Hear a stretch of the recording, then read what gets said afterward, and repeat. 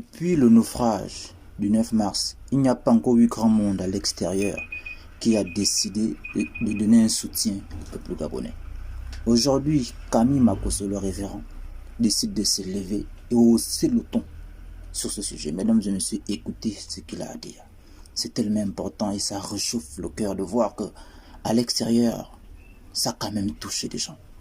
Écoutez, je vous en prie, jusqu'à la fin. Ce qu'il dit est tellement, mais tellement bon à entendre.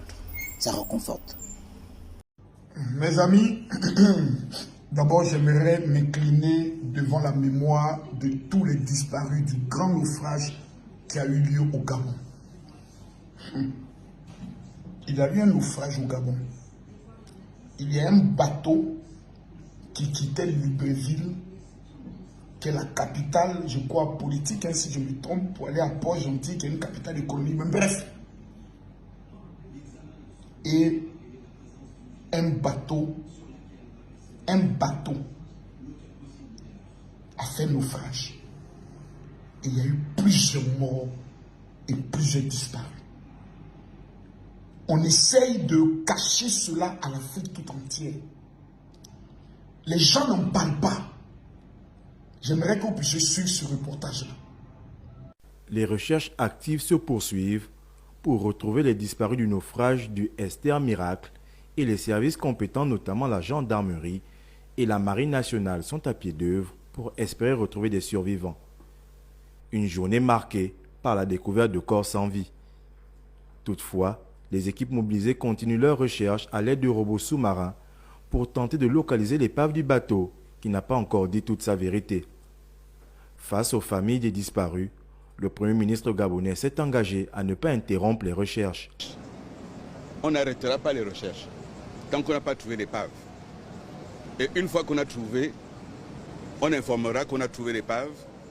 On va essayer de localiser les corps et faire en sorte que les familles aient les corps. Les Gabonais et Gabonaises ont témoigné leur compassion à l'égard des familles éprouvées en déposant des bougies et des gerbes de fleurs au port-mol de Libreville. Le gouvernement a suspendu à titre conservatoire les voyages de nuit jusqu'au 31 mars au moins pour tous les navires de passagers et ordonné un audit de toutes les unités navales dédiées au transport de passagers dans le pays, tout en appelant au calme, à la solidarité et au respect de la douleur des familles. Le Gabon fait 2 millions d'habitants.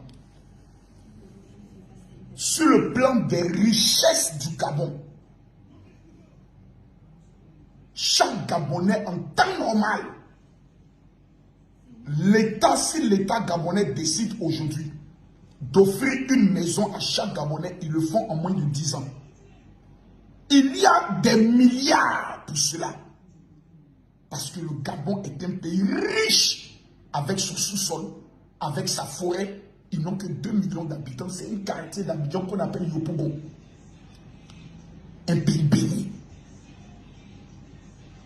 D'abord, je m'étonne que les gens, pour quitter Libreville, pour aller à Port-Gentil, sont obligés de prendre le bateau.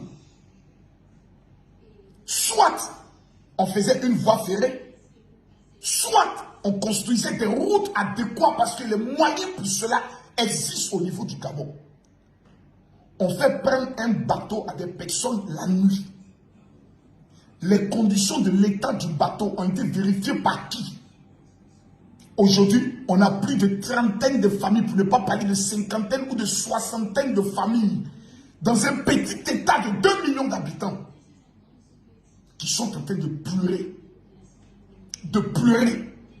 Et on a vu un peu comment même les sauveteurs allaient prendre les personnes qui filment et qui crient encore sur les naufragés. On ne fait qu'un effort là. Des personnes traumatisées, des personnes qui viennent de frôler la mort. Il y a des moments donnés, quand tu frôles la mort, même tu es paralysé, c'est-à-dire tu es tétanisé, tu ne peux même pas avoir une réaction. On les humilie, on crie sur ces personnes. Où est l'enquête aujourd'hui? On ne sait pas. La société qui était en charge du bateau en est aujourd'hui. Demain, quand on va parler de sacrifice humain, on dira, oh non, mais écoutez, là, vous exagérez, là. Mais là, vous allez un peu trop loin, là. Mais là, respectez un peu les morts. Mais quand il y a un flou total autour de certaines morts, lorsqu'il n'y a pas une enquête qui est bien diligentée, avec des informations claires, de façon quotidienne, lorsqu'il n'y a pas d'arrestation claire, précise, mais à l'instant donné, on commence à avoir des doutes. Quand on sait aujourd'hui que les satanistes attendent le sang des gens pour faire des rituels, et regardez, je viens plus au niveau de la France, comment les choses sont en train de sortir. Les enfants qui sont sacrifiés pour que les gens puissent utiliser le sang pour avoir longue vie.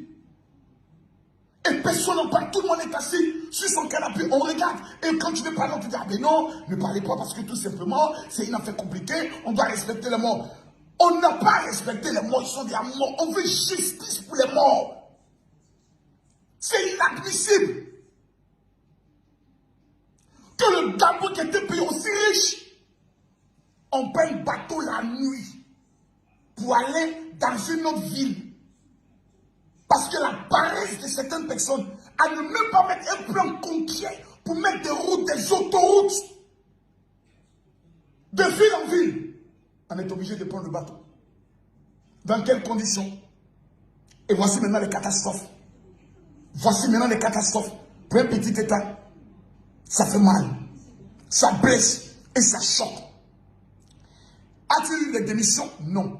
Le ministre en charge de, comment on appelle ça, du transport et autres, a-t-il démissionné? Non. Au Japon, le ministre serait venu devant le peuple demander pardon. Ou bien la vie des Gabonais, là, ce sont des chiens. Ce ne sont pas des chiens, ce sont des humains. Ces familles qui pleurent, ce sont des chiens, ce ne sont pas des chiens, ce sont des humains.